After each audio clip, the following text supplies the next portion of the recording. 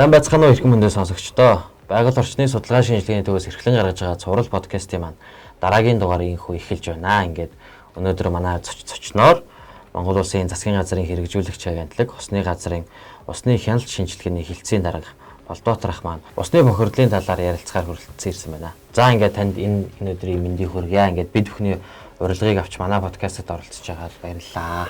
Баярлалаа. Гаста бас урьж оролцуулж байгаад бас баярлалаа. За тэгээд та бүхэндээ бас энэ өрөө үчи мэндийг хүргэе. Усны агентлаг маань 2020 оны 4 сарын 1-ний өдрийн 121-р тогтоолоор усны агентлаг байгуулагдахаар шийдвэр гарч, за 20 оны 8-р сараас эхлээд усны агентлаг маань байранда үйл ажиллагаагаа явуулж гиснээс хойш жил гарсан жил гарсан үйл ажиллагаагаа явуулж эхэлж байна.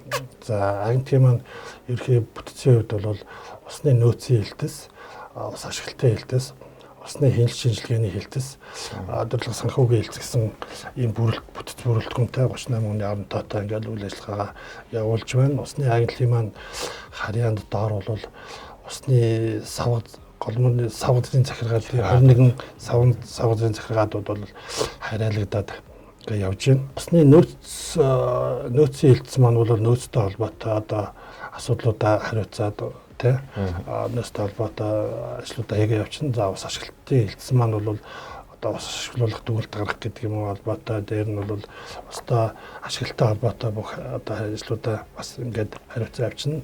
За усны хяналт шинжилгээний хэлтс гэдэг маань бол хаягдл бохир устай холбоотой 20 оны 1 сарын 1-ээс ус бохирдуулсны төлбөрийн тухай хууль бол мөрдөгдөж эхлээд явж байгаа. За үүний дагуу гарсан 4 журмын хүрээнд тэгэхээр зэрэг ус бохирдуулсны төлбөрийн тухай хууль маань мөрдөгдөж эхлээд аж ахуйн нэгжүүд маань бол төлбөр төлөгч байна гэж заасан байж байгаа. Тэгэхээр зэрэг аж ахуйн нэгжүүд маань бол энэ дээр хаягдл бохир усны дүгнэлт гаргуулад ингээд явдаг болсон байж байгаа.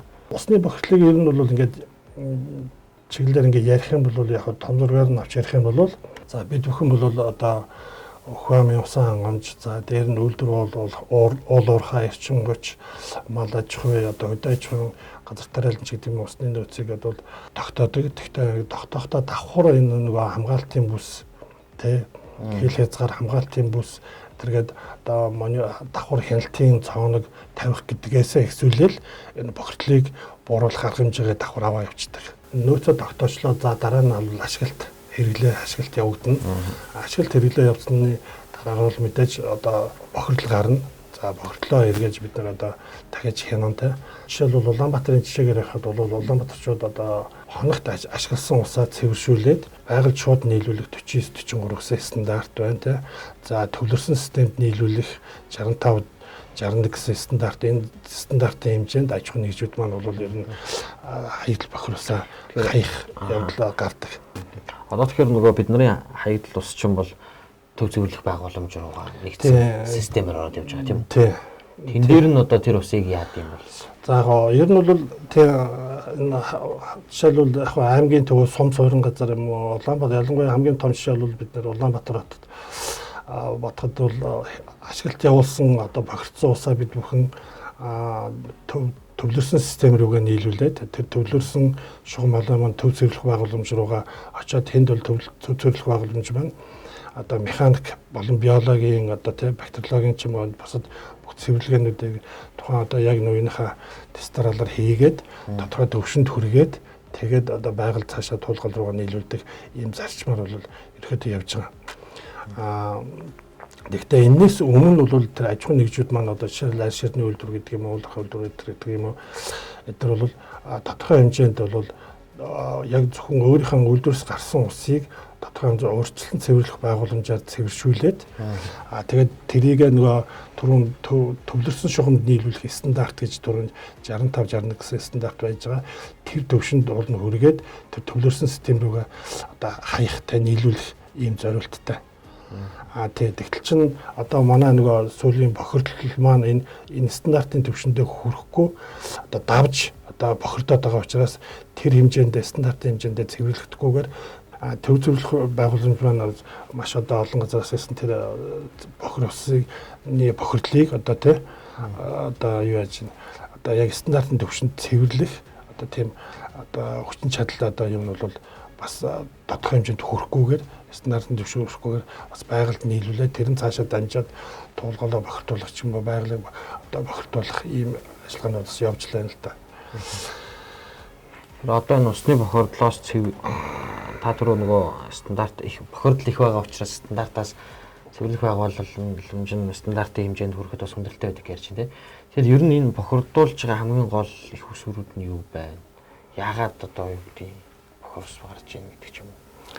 Тийм за яг их усрууд за энэ дээр бол яг онцгой яг бохирдуулж байгаа гол юмуд бол одоо ялангуяа арьс шир ноос ноолрын үйлдвэрүүд дээр бол байна шүү дээ. Тэр хороомууд байна, сүлбат гэдэг. За гэсэн юм бохирдуулагчид байна. За энийг бол манад Бэдүүх хэмэдэнд харьгаа гэдэг уртсан цэвэрлэх байгууллагын зөвхөн арьс шир ноос ноолруудын бохир усыг цэвэршүүлээд стандартын төвшөнд хүргээд тэр усыг бол төв цэвэрлэх одоо шугам руугаа нийлүүлэх зорилттой. Тэгтэл чинь манай яг одоогийн нөхцөлд бол харьгаа цэвэрлэх байгууламж байна. Одоо төв цэвэрлэх байгууламж энэ маань байна. Эдгээр маань маш одоо өндөр насжилттай болцсон тий. Одоо тоног төхөөрөмж нь бол бас ингээд бас муудсан ч байдаг юм уу. Тэгээд эдгээр маань хүчин чадал бол тэр 50 60 хэдэн оноос ихсүүлээд бол Улаанбаатар хотын жишээл Улаанбаатар хотын 600 мянган хүн амтай байхад үеийн тэр тооцоогоор одоо цэвэрлэн зөвхөн ахуйн бохирлыг цэвэрлэнэ гэсэн тооцоотойгоо баригдсан цэвэрлэх байгууламж байгаа шүү дээ. Тэгээ энэ маань бол цаашд бол ингээд Улаанбаатар хотын юм өнөөдөр хэд болчиход байгаа билээ тийм ээ. Одоо сая 400 500 мянга. Тэгэхээр дээр нь маш их олон одоо үйлдвэр аж ахуйн газрууд нэмэгдсэн, усны хэрэглээ нэмэгдсэн. Энэ бүхнээс гарч байгаа бохирлууд бол одоо их хэмжээ одоо бохирдлын хэмжээ бүх юмараа одоо ингээд нэмэгдсэн учраас бол ачаалал бас даахгүй болж л да. Тэгэхээр зэрэг одоо сүүлд бол маш олон жил яригдсан энэ төв цэвэрлэх байгууламжийг шинчлэх гэдэг дээр одоо ганцхан энэ Улаанбаатар хотын төв цэвэрлэх байгууламж биш. Бусад энэ одоо Эрдэнэ Дархан гэдэг юм уу та бусад аймгийн төвүүдийн тэр томоохон аймаг хотуудын төв суурин газруудын энэ цэвэрлэх байгууламжууд бүгд одоо өндөр насжилттай болсон, ажиллахгүй болсон гэдэг ч юм уу те. Одоо ч нөгөө саяны ус бохирдуулсны төлбөрийн тухай хууль чинь энэ оноос хэрэгжиж байгаа юу? 20 оны 1 сарын 1-ээс эхэлж мөрдөгдөж явж байгаа. Тэгэхээр зэрэг бол агентлаг маань мөрдөгдөд эхэлсэн. За энэ өмнө нь бол яг ер нь бол 12 онд усны тухай нөгөө байгаль орчны багц хуулиар бол батлагдсан. Тэгэхээр тэрэн дээр бол бас мөрдөгдөж явж одоо мөрдөгдөж чадахгүйсэн дагалдаж гарах одоо олон журмууд бол дагалдаж гарах ёстой байсан. Тэрэн дээр бол бас маш их тооцоо судалгаанууд бас шаардлагатай байсан учраас тэдний боловсруулалт гэдэг. Тэгээ сая усны тухай 20 оны 1 сарын 1-ээс ингээ мөрдөд явж байгаа. За агентлаг маань өөрөө 20 онд бас шинээр байгуулагдаад тэгээ үйл ажиллагаа 8 сараас явагдаад за энэ дээр эхлээд шууд одоо нөгөө яг хуулийнхаа хүрээнд аж ахуйн нэгжүүдийг одоо ус бохирдуулсны төлбөрийн тухай хуулийн дагуу хаягдл усны дүгнэлт гэдэг юмыг гаргаад аж ахуйн нэгжтэй төлбөр тооцоо хийгээд за ингээ явж байна. За одоогийн байдлаар бол 21 онд бүтэн ажиллалаа. Тэгэхээр зэрэг 21 онд бол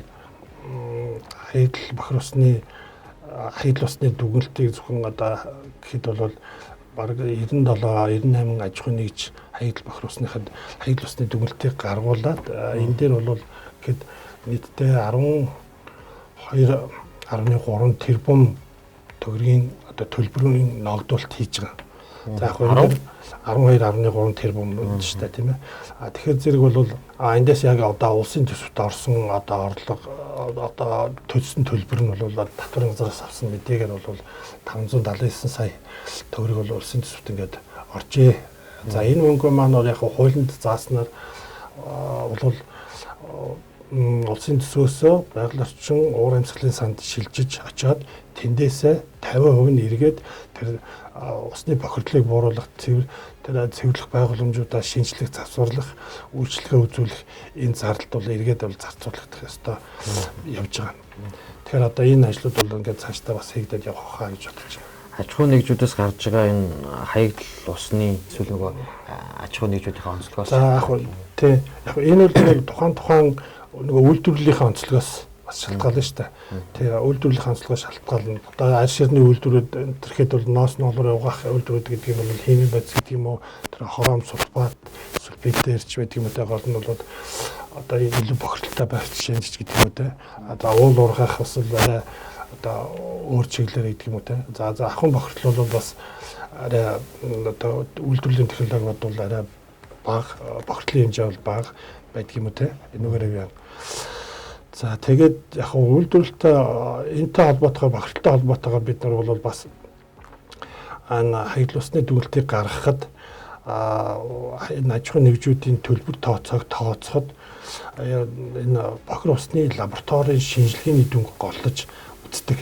Яг тэрүүгээр нь бол одоо яг нөгөө төлбөрийн тооцдог. Усан дээр хийж байгаа усны ялангуяа хаягдл бохир усан дээр шинжилгээ хийж байгаа лабораториудын хүчин чадлыг бол бас сайжруулах шаардлагатай. Дээр нь болсон хүчинтэй тэр лаборант гэдгийг болсон хүчнүүдийн одоо чадваржуулах, за лабораторийн хүчин чадлыг чадваржуулах, лабораторийн одоо шинжилгээ судалгаа хийдэг одоо тэр судалгааны шинжилгээнийхэн тоог одоо улам нэмэгдүүлэхтэй ийм болох цаашдаа шаардлага болж байгаа. Тэгэхээр бид манай усны газраас бол сая мянганы сарын сантай хамтраад бас төрийн өмчт бол нийслэлийн өмчт ийм итгэмжлэгдсэн 8 лабораториудаа одоо бас цуглуул тэднийхэн танилцуулгыг бас сонсож тэгээд тэднэрт маань бас ямар одоо тэ өндөр шинжилгээнүүд хийж ин одоогийн байдалд цаашид бол яах шаардлагатай вэ? Ер нь бол одоо дутгаж байгаа те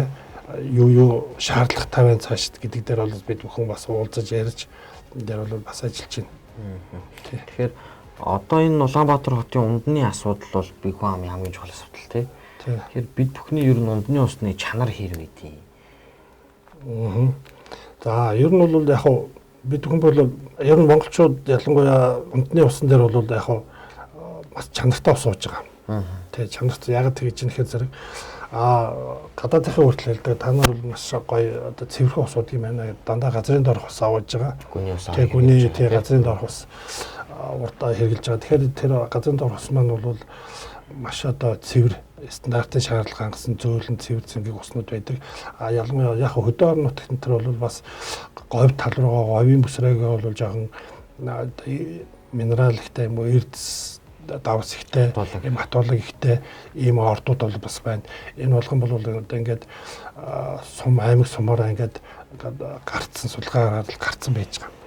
Тий. Улаанбаатар хотын хувьд бол бид бүхэн маш одоо цэвэр усаа авдаг. Тэгтээ бидний аваад шугам хоолоогоор дамжуулаад, усан сангаар дамжуулаад одоо айл орон сууц айл өрхүүдийн одоо шугам хоолоогоор дамжаад ингээд хэрэглэгчдэд хүрдэг те. Тэгэхэд бол яг энэ хоорондоо бол тодорхой хэмжээний ер нь бохирдол үүсчих гээд байдаг. Энэ маань яаж ихээр зэрэг шугам хоолойны насжилттай холбоотой байж болно те. За бусад одоо өөр хүчин зүйлүүд байж болно. Тэгэхээр зөвхөн бид нар бол анх бол яг газрын доороос бол маш цэвэр цэнгийг усыг бол авч хэрэглэж байгаа. Гэхдээ энэ дээр бол яг ер нь бол хөөмөн дахин усаар хангагч байгууллагууд байна. Аймгийн төвүүдийнх Улаанбаатар хотынч гэдэг юм. Энэ дээр бол өдөр болгон одоо лабораторийн шинжилгээ авч хянаж, байнгын хянаж одоо стандартын түвшинд байна уу гэдгийг нь бол хянаж идэг л да. Одоо энэ нөгөө цэвэрлэх байгууллагаас гарсан ус ч юм бол туулгал руугаа нийлүүлээд явж байгаа тийм үү? Зөв. Тий. Тэгэхээр тэнд одоо үүсэж байгаа нэг тодорхой хэмжээнд үлдсэн бохирдлыг нь яах вэ яа тий? За тий одоо нөгөө шүүгдээд ч байд юм. Тий. Энэ тий бохирдол тэн дээр бол бас нөгөө нэг механик цэвэрлэгээ тий. За механик цэвэрлэгээ, биологийн цэвэрлэгээ, нөгөө ариутаг бактерийн тий цэвэрлэгээ тэгээд элсэн шүүрмөргээд маш олон дамжлагууд байдаг. Тэгэхээр яг тэндээс гарсан нөгөө нэг одоо хамгийн сүүлийн лаг гэж ярьдаг ч та тий лаг тий шаварлаг одоо өтгөн гэдэг юм уу тэр нь бол тусдаа нөгөө карт руугаа зөөгдөд ороод тэндээ ягаад сая хамгийн сүүлд бас том төсөл хэрэгжээд тэр лагийг бол бас одоо хөрсний бордоо болох ажлууд бол бас хийгдэж явж байна л да тий. Уснуул цэвэршүүлээд ариутгатай ингээ гол руу орно гэдэг юм те. Энэ ажлаар ингээд ус бохирдуулсны төлбөрийн тухай хууль дээр аж ахуйн нэгжүүдээс хамгийн гол анхаарах шаардлагатай тий. Тэр зүйл заалт гэдэг юм уу одоо тэр юм нь юу байх вэ? Тийм. За аж ахуйн нэгжүүд бол ер нь бол одоо энэ чинь нөгөө ус бохирдуулсан төлбөрийн тухай хуулийг чинь аж ахуйн нэгжүүд төлж байгаа тийм ээ. Тийм шүү дээ. Тэгээд иргэн төлөх үү? Одоо яг төлгүй яг ер нь бол ус бохирдуулагч иргэн аж ахуйн нэгж болгон бол төлбөр ус бохирдуулагч төлбөр төлөгч байна гэсэн. Одоо бид нар яаж байгаа гэсэн үг үү? За одоо бид хувь иргэн хуурай бол одоо жишээлбэл гэр орондоо гэдэг юм уу те нөгөө нэг цэвэр бохир усны мөнгөөл төлдөг шүү дээ. Тий тэрсэн цаашаага тухайн орон сууцны контор орон сууцны контор гэдэг юм уу тэгээд ингээд дамжаад ингээд явчих шүү дээ. Тэгээд бол цагаар ингээд төлөгдөд явж байна л гэсэн. Зөв. Тий. Тэгээд яг энэ хаягдл усны асуудалч тэр ер нь усны асуудалч тэр ер нь бол ганцхан усны салбарынхны ажил биш байдаг тий. Ус гэдэг маань өөрөө бол бас одоо оролцохгүй салбар одоо үйлдвэр аж ахуйн газар иргэн гэж одоо усыг хэрэглэдэг аж ахуйн гэж байхгүй. Тэр болгон.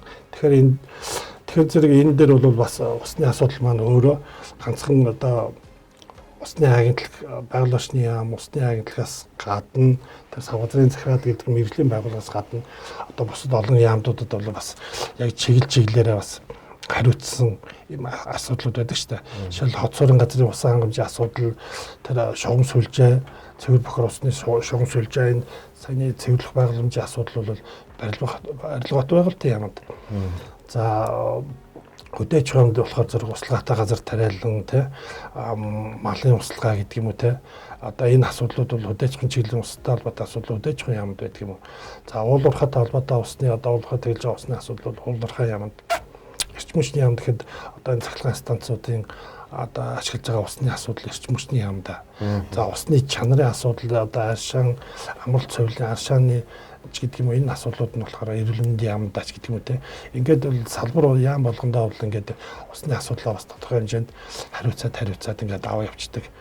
Тий. Яг одоо бол яг энэ тэгэхээр зэрэг усны асуудал нь одоо ийм салбар дундын ийм зохицуулттай бас байх хэрэгтэй. Энийг урд нь бол өмнө бол усны үндэсний хороо гэж байсан. Одоо бол усны үндэсний зөвлөлч гэдэг нь одоо бас байгуулагдаад ажиллах ёстой. Энэ маань одоохондоо бас байгуулагддаг байна. Тэгээд тэр салбар дундын зохицуултыг ингээд бас хийгээд ингээд явдаг. Тэгэхээр усны асуудал ганц усны газрын ганцхан тийм төрийн байгууллагын ганцхан төрийн байгууллагын ажигч биш одоо цэвэр усч бай, бохир усч бай. Энэ бүхэн бол одоо төрийнхэн ч ажил одоо аж ахуйн хвшлийнхний ч одоо энийг хамгаалахтай тэр нь хувь хүн иргэний ч одоо энэ асуудал болдог учраас бол энэ бол хүн болгонд одоо энэ дээр бол хариуцлагатай хандах шаардлагатай л гэдэг асуудлыг ярьж байгаа. За яг энэ дээр бол яг яадаг л да хэн их бохирдуулж байна тэр их төлбөр төлнө. Хэн бага бохирдуулж байна бага төлбөр төлнө гэсэн энэ зарчмаар явж байгаа. За ашиглалтнаар нь бол усыг нөгөө ашиглагч нь өөрөө хамгаалагч зарчим яг энэ зарчмыг ер нь бол голлож ингэ барай авчиж байгаа. Тэгэхээр зэрэг манай сүүлд бол манай аж ахуйн нэгжүүд бас яг бас чадaltaй бас компаниуд бас болж байна. Тэгээд энэ дээр бол нийгмийн хариуцлагын хүрээнд ч гэдэг юм уу те. Одоо тодорхой хэмжээнд бас одоо хууль дүрм журмын шаардлагын хүрээнд бол усыг цэвэршүүлэхтэй хаягдл бохир усаа цэвэршүүлээд одоо дахин эргэлтээр ашиглах гэдэг юм манахаас ч бас тийм шаардлагууд бол байнга тавьдаг. Тэгэхээр зэрэг одоо усны тухай хуулийн дээрээс бас заасан байдаг. Бохирдуулсан усаа цэвэршүүлээд одоо дахин эргэлтээр ашиглаж байгаа нөхцөлд бол тэр эргүүлж ашиглаж байгаа усных нь хэмжээгээр төлбөрөөс хөнгөлж чөлөөлөгддөг. Тэгэхээр зэрэг тэгэхээр зэрэг саяны төрөний миний хэлдгээр хэн бага бохирдуулж ин бага төлбөр төлнө, их бохирдуул их мөнгө төлнө л гэсэн зарчим. Тэгэхээр зэрэг энэ маань өөрөө бол давхар олон ач холбогдолтой л да. Тэгэхээр зэрэг нэгдүгээр цэвэр усныхаа нөөцийг хэмнэж гин гэсэн юм те. Хоёрдугаарт нь бохир усаа цэвэршүүлээд эргүүлээд дахин эргэлтээр ашиглаж гин гэдэг маань тухайн аж ахуйн нэгж компанида бас одоо тэр хэмжээний олон сая төгрөгийн төлбөр төлөхөөс одоо эдийн засгийн хэмнэлттэй ажиллаж гин ч гэдэг юм уу. Тийм бас олон талын ач холбогдолтой байгаа. Одоо энэ усны хаягдл ус одоо энэ бохир ус за энэ усны ашиглалттай холбоотой манайд дээр хамгийн одоо тулгамдж байгаа асуудлууд нь юу гэдэг юм бол юу вэ те та ашиглалттай юу? Тийм. За яг нь ер нь бол яг мэдээж За яг бид нар бас жил тутамд ер нь энэ эрх зүйн орчноо байнга ер нь сайжруулж явах шаардлагатай. Хууль, дүрм, журам, стандартуудаа ер нь бол энэ зах зээлийн одоо нөхцөлд нь шилжүүлээд ингээд явах шаардлагатай. За дээр нь одоогоос ингээд ингэтэл бол одоо бидний ашиглаж мөрдөж байгаа зарим стандартууд гэдэг нь норм, дүрм, журмууд бол аль 2000 оны ихч байж байна. 2012 оны чинь тий 10-аас 20 жилийн өмнөх одоо мөрдөж байгаа. Тэр маань одоогийн нөхцөлийн шаардлагыг бол бас хангах байсан. Тэгэхээр тэр мөрийг одоо сайжруулах шаардлагатай. За хоёрдугаарт энэ бүх ажлыг хийн гэхээр усны салбарт ажиллаж байгаа болсон хүчин мэрэгчлээ болсон хүчингүүд л юм шүү дээ. Тэгэхээр зэрэг бас хүндийн бас ингээд сургах гэдэг юм уу те ийм шаардлага болсон хүчнээ маш сайн бэлтгэх ийм шаардлагатай байж байгаа. Тэгэхээр зэрэг бол ус маань өөрөө дотроо бол маш олон төрлийн жишээлбэл зүгээр энгийн байдлаар хэд одоо гадрын усны мэрэгчлэлтэн, газрын доорх усны их гэдэг юм уу. За тэгэхээр манай зүгээр англи дотор байгаагаар хэтэл тэгэл усны барилга байгууламжийн мэрэгчлэлтэн гэдэг юм уу те гэдэг ч юм уу засны мэдээллийн сан за сүүлийн үед амьдралын шаардлагаар гарч иж байгаа бол усны эдийн засгч ус одоо тодорхой хэмжээний үн төлбөртэй болчлаа үнийн өсгөх нэмэх хасах те зохицуулт хийх гэдэг юм уу те за усны одоо эдийн засгч ширхтээ болж ин за устай холбоотой маш олон асуудлууд гарч ийн гэхээр зэрэг усны чиглэлийг барьсан одоо хуульч гэдэг юм уу те хуулийн тийм бас шаардлагатай болж байна. За саяны усны бохирдолтой холбоотойгоор усны одоо хиймч усаараа дагнасан химийн чиглэлийн одоо ийм одоо албан ажлын байрууд бол шинээр одоо гарч ирж байна л да. Одоо загвар програм зохиох, загварчлах гэдэг юм уу те. За ийм ажлууд бас ингээд шинээр амьдралын шаардлагаар үүсч гарч ирж байна. Тэгэхээр тэрэнд бид нар бас ингээд юугаа дараагийнхаа үеийг гэдэг юм уу те болсон хүчнээ бол бэлтгэх хоёрдугаарт нь улам илүү чадваржуулах ийм одоо шаардлагатай. Бас энэ дээр бас анхаарал тавиад ингээд явж байгаа. Одоо тэгэхээр нөгөө аж ахуй нэгжүүд дор бүрний усыг аль болох баг бохирдуулах үүрэгтэй тийм ээ. Аж ахуй нэгжүүд болоод иргэн. Тэгэхээр ер нь энэ усны бохирдлоос сэргийлэх, усныг бохирдлыг бууруулах ямар арга зам байна? Олон улсад ер нь яаж бууруулдаг? Ахуйн түвшинд болоод үйлдвэрийн түвшинд тийм. За хамгийн энийг нэг тодших юм бол одоо Өрөнгө аймагт байгаа тэр сая бид бүхэн бас ажилтан танилцсан Ногоос ирээдүгээд, Арьс ирээдүгээд компаниуд байна. Энэ бол одоо ашигласан усаа 100% эргүүлж одоо цэвэршүүлээд эргүүлж ашиглаж байна. За Эрдэнэ үйлдвэр гэдэг ч юм уу. За Эрдэнэ үйлдвэр гэхэд бол бас хаягдлынхаа санд усаа хоригдлуулаад цэвэршүүлээд за одоо бас эргүүлж ашиглаж байна. Жишээлбэл за бас за ийм үйлдвэрүүд бол бас зөндөө байна эргүүлж ашиглаж байгаа. За дээр нь бол ахын чиглэлээр бол саарл ус одоо ахын усаа цэвэршүүлээд саарл ус гаргаад ашиглаж байгаа бас одоо компаниуд нь тэр байна. Энэ дээр бол жишээл одоо эмсэс Coca-Cola үйлдвэр байна тийм ээ. Ахын чиглэлээр гаргадаг. Энд бол хоногт 2000 м3 саарл усыг цэвэршүүлээд одоо ингээд зөвлөг ногоо услах гэдэг юм галт төмрийн ус гэдэг юм одоо босод шаардлагатай юмд нь бол ингээд одоо өөх ийм ажлууд бол бас давхар хийгдэл явж лээ л да. За мэрэгний сорилтын холбоотой нэг том юм байгаа. Тэр бол яг тэгээд том ах юм л да. Тийм за энэ мэрэгний сорилтын сангийн одоо Америкийн засгийн газар, Монголын засгийн газар хооронд бол одоо 350 сая долларын одоо буцалтгүй гэрээ байгуулж одоо тий Улаанбаатар хотын бол усан хангамжийг сайжруулах чиглэлээр бол төсөл хэрэгжиж байгаа. За энэ дээр бол төв цэвэрлэх байгууламжаас гарсан одоо усыг дахин цэвэршүүлээд, гүн цэвэршүүлээд эргээд 3-4 дугаар цахилгаан станцын хөргөлтийн системд ашиглах гэдэг юм. Хаяггүйгээр эргэлтээр ашиглах тийм. За ийм төслүүд одоо бас хэрэгжээд явж байна. Энэ бол Монголд нэлээд том хөрөнгө оруулалттай том ажлууд бас тэгэхээр бид нар бол одоо бохирдуулсан усаа эргээд цэвэршүүлээд их хэмжээгээр бол ашиглаж байна. Ашиглана гэдэг маань усны тодорхой хэмжээний цэвэр усны нөөцөө хэмжин те гэдэг үднэс бол энэ маш том одоо төсөл явагдаж байгаа. За энэ дээр манай усны агентлаг бол мэрэгний сорилтын сантай бол байнга ингэж хамтарч бас ажиллаад явж байна. Одоо тийм ус бохирдуулсны төлбөрийн тухай хууль дээр одоо өөр онцлогч гэдэг юм аж ахуйн нэгжүүд анхаарах зүйл заалт юу вэ? Одоо их одоо та мэдээж нөгөө хаягдл устай холбоотой аж ахуйн нэгжүүдээр дүгнэлт төр гаргаж байгаа тийм. Тэр чин тэр дүгнэлтэн дээр одоо ихэнх нь алдчихж байгаа ч байд юм уу одоо би нөгөө нарийн сайн мэдэхгүй учраас бүх цагаар асууад шүү дээ. Ойлгоод байна тий. Тийм анхаарах магадгүй одоо энд нөгөө сонсож байгаа аж ахуйн нэгжүүд байвал за ус ашигладаг аж ахуйн нэгжүүд байх юм бол за би нэрээ бас энэ дээр анхаарах хэрэгтэй байх шүү. Ихгүй бол хууль маань юм болцсон байх шүү гэдэг ч юм уу тийм. Тий. За яг одоо ус бохирдуулсны төлбөрийн тухай хуулиар бол ингээд аж ахуйн нэгж, эргэн аж ахуйн нэгж болгон одоо төлбөр төлөгч байна гэж заасан учраас энэний дагуу хууль журмын хүрээнд одоо аж ахуйн нэгжүүд маань бол хаягдл усны дүгнэлт гаргуулсан явж байгаа. За энэний дагуу энэ дүгнэлтийг яаж нэхэд түрүүн бас ярьсан. Тэр ямар хэмжээний одоо бохир ус гаргаж байгаа юм бэ те? Тэр дотор агуулж байгаа бохирдлууд нь ямар одоо химийн одоо бодисуудаар бохирдоод байгаа гэдэг юм уу те. Гэдгээр нь бол тэр лабораторийн шинжилгээгээр бол тодорхойлж гаргаж ирдэг. Лабораторийн шинжилгээний үр дүнг тодорхойлдог тийм ээ. Тэгэхээр энэ дээр бол тэр тиймээс бол энэ стандартаар нэг зөвшөөрөх дээд хэмжээ одоо гэж байдаг шүү дээ. Тэрнээс давсан нөхцөлд бол одоо тэрийг шатлан өсгөх хэлбэрээр те одоо их хэмжээгээр одоо давсан байхад бол 2-5 хүртэл дахин шатлан өсөх хэмжээгээр бол бохирдлыг бол тооцоолдог. Тэгэхээр зэрэг манайхан бол одоо сүүлд яг тэр лабораторийн шинжил удирдалд 2-оос доош удаа тэр бохирдуулж байгаа уснаас шинжилгээнд дээж аваад өгөө гэдэг шаардлага бол тавиад явж байгаа. Тэгэхээр зэрэг энэ мониторинг хийхэд тий.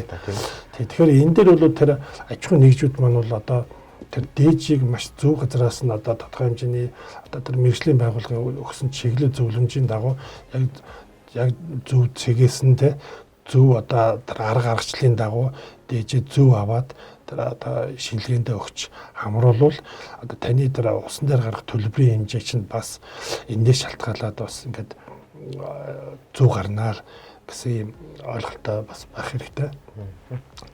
За дээр нь яг манай агентлагаас бас 21 онд ус бохирдуулсны төлбөр бас шинжилээд хэрэгжээд явж байгаагийн үр дүнд бол зарим аж ахуйн нэгжүүд гэдэг юм уу бас аж ахуйн нэгжүүд бас ойлголт муутай байдаг. Тэгэхээр энэ дээр бол төрийн байгууллагын жишээлбэл татварын байгууллага, мэргэжлийн хяналтын байгууллага, за дээр нь савгазын захиргаатын мэргэжилтэн, аймагуудын байгууллагын газрын мэргэжилтэнтэй холбогдох ийм төрийн мэргэжлийн байгууллагуудаа бол одоо 18 удаагийн одоо ийм сургалтыг хийлээ. Нийтдээ 600-700-аад гаруй хүнд хамраглаа. За 22 онд бас энэ сургалт маань бас ингээд давхар цаашаа үргэлжлээд явна. Дээр нь бол томоохон ус ашиглагч юм уу ус ашиглагч хувийн хвшлийн байгууллагуудаа бол энийг хамруулад тэгээд одоо энэ ус бохирдуулсны төлбөрийн тухай хуулийн хаягдл усны төлбөр тооцоог яаж хийдгийг ямар дүрм журмтай байдгийг гэдэг чиглэлээр нь бол ингээд цаашдаа энэ сургалтуудыг бол үргэлжлүүлээд бол хийгээ явчихна. Байнгын энэ сургалт бол хийгээ явагдана. Дээрээс нь энэ ус бохирдуулсны төлбөрийг одоо хуулийг хэрэгжүүлэхэд одоо яг усны агентлагтаас гадна усны энэ төлбөрийг бол шууд татварын байцаагч нар бол одоо хурааж авдаг тийм ээ. Тэгэхээр зэрэг бол энэ татварын хянхи газар, дүүрүүдийн татварын газар, аймагуудын татварын газар, дээр нь мэргэжлийн хяналт гэдэг энэ холбогдох мэргэжлийн байгууллагатай бид нар бол байнгын ингэж энэ дээр бол хамтарч ажиллаж байна. Тийм ийм юутай.